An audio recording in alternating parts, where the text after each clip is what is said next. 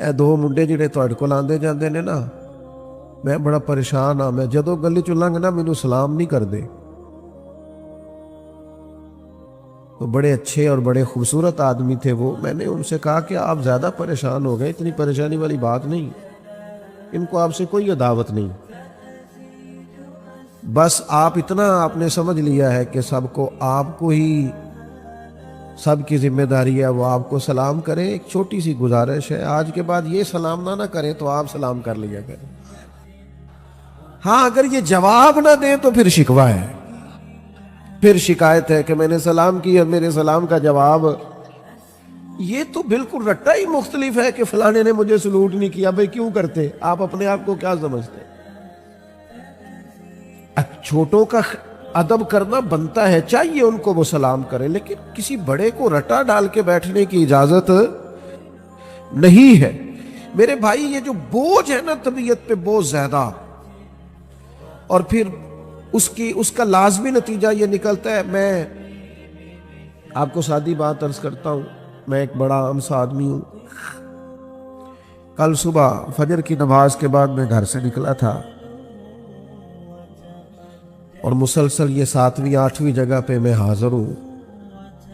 और कल की भी मेरी कुछ तरतीब इसी तरह है कि ज़ोर से पहले भी मुझे एक जगह जाना है, ज़ोर के बाद भी जाना है, असर के बाद भी जाना है, मुसलसल इसी तरह सूरत। लेकिन जब मुझे कोई बंदा फ़ोन करता है टाइम के लिए तो मैं हाँ कर दूं तो वो फिर मोहब्बत करता है, और ना कर दूं तो फिर फौरन नाराज़ हो जाता है। तो मैं कहा करता हूं कि तेरी शर्तों पे ही करना है, अगर तुझको कबूल तो ये सहूलत तो मुझे सारा जहां देता है। ओ भाई, अगर आपकी ही मर्जी के मुताबिक चलना है तो फिर इस तरह तो सबसे गुजारा हो सकता है। कोई तो ऐसा हो ना जो कहे कि यार आप कोई भी ना माने फिर भी प्यार बढ़ेगा। हम चाहते हैं कि लोग हमारी मंशा के मुताबिक ढले। ये राय का इख्तलाफ हम करते हैं, राय का इख्तलाफ बुरी बात नहीं, लेकिन अब जिद्दी हो जाते हैं। राय का इख्तलाफ अगर कभी हो जाए तो दलील की हद तक होना चाहिए। क्या अकीदे का मसला, वो तो मजबूत बात है, उसकी बात नहीं कर रहा। राय का इख्तलाफ, मुझे बताइए, सुबह सुबह जब हम घर में उठते हैं और फिर बच्चों की वालदा खाना पकाने और सब्जी लाने की बात करती हैं तो आज क्या पकाना है, इस पर सारे घर का इत्तेफाक हो जाता है। जल्दी जल्दी बताएं, तो क्या उस इख्तलाफ राय में जिद पाल ली जाएगी?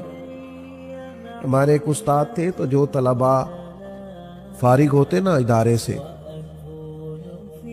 तो जिनको वो समझते ये तदरीस के काबिल हैं तो उनको वो बिठाते और साथ कुछ नसीहतें करते। उनमें एक नसीहत ये फरमाया करते थे कि किसी तालिब इल्म की जिद नहीं पालनी।